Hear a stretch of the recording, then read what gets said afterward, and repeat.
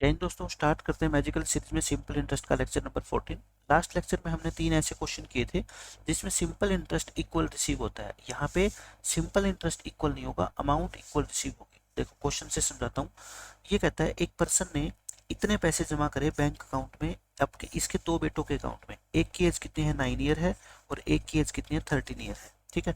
और इस तरह से जमा किए कि वो इक्वल अमाउंट रिसीव करेंगे एट द एज ऑफ 21, यानी कि 21 साल के जब हो जाएंगे। तो मेरे को बताओ, 21 साल का हो जाएगा तो इसको 12 साल तक का ब्याज मिलेगा, यानी कि इसके पैसे बैंक में 12 साल जमा रहेंगे और इसके पैसे कितने, 8 साल जमा रहेंगे। और रेट ऑफ इंटरेस्ट कितना देता है वो बैंक, 4.5% की रेट से। 4.5, इसका टोटल इंटरेस्ट कितना बनेगा बताओ, 12 चौके 48, ये आएगा 54%, और ये आपका कितना आएगा 36%। लेकिन अब की बार ये इंटरेस्ट इक्वल नहीं है, क्योंकि पैसा भी तो अनइक्वल जमा किया है ना। छोटे बेटे के अकाउंट में कम पैसा जमा होएगा, बड़े बेटे के अकाउंट में ज़्यादा। लेकिन आपको इससे भी कोई मतलब नहीं है। मैं कहता हूँ 100% तो प्रिंसिपल ही होता है, और इतना क्या हो गया ब्याज। तो यानी कि इसका बनेगा 154%, इसका बनेगा 136%, और ये दोनों आपस में क्या है, इक्वल है। तो ए रेशो बी निकाल लो यहाँ से, 136/154, 2 पे काट दो, ये कटेगा आपका 68 पे, और ये कटेगा आपका 77 पे। तो यानी कि टोटल ये पैसा है। आपसे यंगर का पूछा है, यंगर कौन है इसमें बताओ, यंगर है ये वाला, है ना, 9 साल वाला। तो यानी कि 68 वाला यंगर के अकाउंट में हमेशा ही क्या होंगे, कम पैसे। क्यों? क्योंकि उसका पैसा बैंक में ज़्यादा टाइम के लिए रहेगा, तो उसको ब्याज ज़्यादा मिल जाएगा, और अमाउंट इक्वल होनी चाहिए, तो पैसा क्या करना पड़ेगा, कम। तो आंसर अपना कितना आएगा इस क्वेश्चन का, 21,750 को 68 और अपॉन टोटल कितना है ये बताओ, 8 और 7 15, 145। 145 से इसको काट देना और आपका आंसर आ जाएगा सोल्व करके। ठीक है, जो भी आएगा, शायद 10,200 रुपये आपका आ जाएगा। आसान सा क्वेश्चन है। इसमें देख लो, वही 23,790 रुपये इसने 3 पार्ट्स में डिवाइड करे हैं, लोन में दिए हैं। ए बी सी मान लो अमाउंट है। रेट अब की बार क्या है, सेम है तीनों से। लेकिन वही बात, अगर रेट सेम होगी तो टाइम क्या होगा, अलग अलग। 2, 3 और 4 साल का है। कहने का मतलब इससे टोटल इंटरेस्ट मिलेगा 10%, इससे 15% और इससे 20%। लेकिन अब की बार इंटरेस्ट इक्वल नहीं है, अब की बार क्या है, अमाउंट इक्वल है। वही आपको बताना है, ए को कितने रुपए का लोन मिला, यानी कि आपने ए को कितने रुपए उधार दिए। तो बस आप क्या करो, 110% ऑफ ए इक्वल है 115% ऑफ बी, और इक्वल है 120% ऑफ सी। तो यहाँ से आप क्या करो, 5 तो काट दो, 5 को मान लेके आप काट दो। तो बताओ मेरे को, ए रेशो पी रेशो सी क्या आ गया, 1/22, 1/23 और 1/24। घबराना नहीं है ये देख के, ठीक है।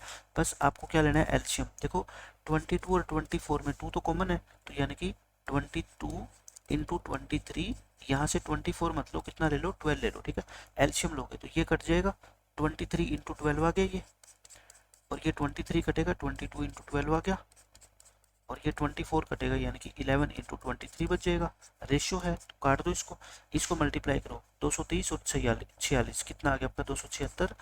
22 को करोगे 220 और 44 264, और इसको करोगे 230 और 23 253। ये आपका रेशियो आ गया। ठीक है, तो आपको पूछा है ए को कितने पैसे उधार मिले, तो देखो कितना है टोटल, 23,790, और अपॉन में क्या आता है बताओ, इनका टोटल 276 प्लस 264 प्लस 253, और इनटू में ए का हिस्सा कितना है, 276। तो आई थिंक कर लोगे आप सोल्व तो इसको, क्योंकि आपको सिर्फ क्या करनी है, कैलकुलेशन करनी है, वो कर लेना, आंसर आ जाएगा आपका ये। ठीक है, तो इस तरीके से घबराओ मत कि एक दो कैलकुलेशन थोड़ी सी अगर 5-7 सेकंड आपका ज़्यादा टाइम लेती है।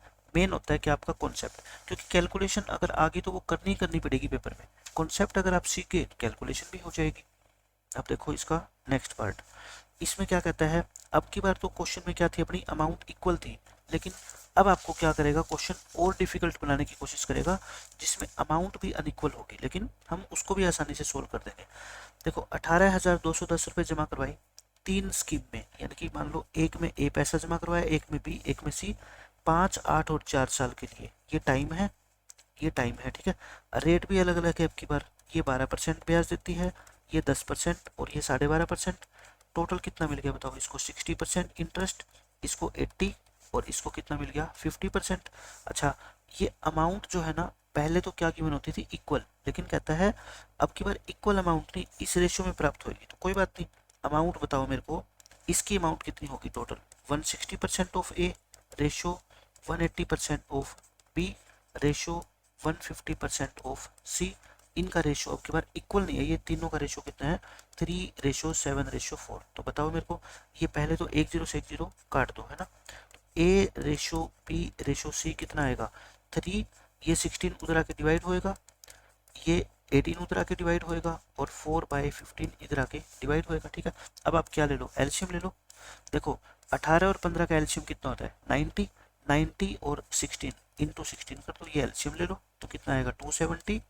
और ये कितना आ गया 18 5 80, 8 7 56 और ये कितना आ गया 5, ये आपका 18 पे कटेगा ना, 15 6 16 6 96, 96 को 4 से करोगे 384।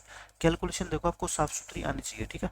आपको बताना है सी में कितना पैसा इन्वेस्ट किया, तो बताओ टोटल अमाउंट कितनी थी 18,210 और इनटू सी का कितना है बताओ हिस्सा, सी में आपने कितना हिस्सा है 384 और नीचे क्या करेंगे फिर इन सब का टोटल, इन सब का टोटल आप कर लेना कितना आएगा आपका 384 1214 आएगा, ठीक है। तो ये 15 पे कट जाएगा और इसको इससे मल्टीप्लाई करोगे 5760 रुपये आंसर आ जाएगा। तो बस कैलकुलेटिव क्वेश्चन है थोड़े से, लेकिन कॉन्सेप्ट मैंने आपको सिखा दिया, कॉन्सेप्ट में कहीं आपको दिक्कत आएगी नहीं। तो ये थे 3 बेहतरीन क्वेश्चन और 3 इसी तरह के क्वेश्चन मैंने आपको लास्ट लेक्चर में करवाए। मिलते हैं नेक्स्ट लेक्चर में, बाय बाय, जय हिंद।